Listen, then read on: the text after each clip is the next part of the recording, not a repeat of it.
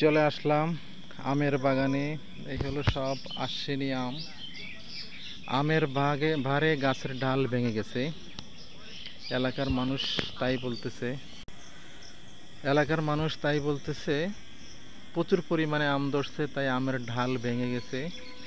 অথচ আশ্বিনী আম কিন্তু এখনো সাইজ এরকম বড় হয় নাই, আরো বড় হবে এগুলোর সাইজ। এগুলো সব আশ্বিনী আম। একটা মনে হয় যেন পেকে গেছে, আসলে কিন্তু পাকে না, এটাতে পোকা ধরেছে, এই জন্য এটা লাল হয়ে আছে।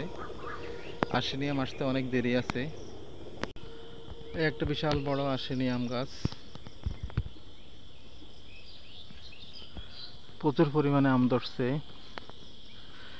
এই আমের বাগানটা প্রাণ কোম্পানি কিনে নিয়েছে। একটা আম দেখায়, আম কিন্তু এখনো পুরোপুরি পাকে নাই, বাট একটা লাল লাল হয়ে আছে। এই হচ্ছে আশ্বিনী আমের বাগান।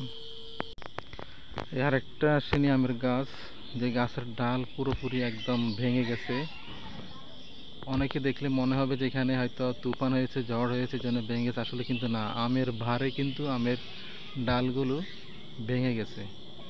সব আশ্বিনী আম, প্রচুর পরিমাণে আম ধরেছে, যার জন্য আমে আমগুলো কিন্তু কিছু কিছু আম পাকা শুরু ধরছে। আসলে কিন্তু আম এখনো পাকার সময় এখনো হয় নাই।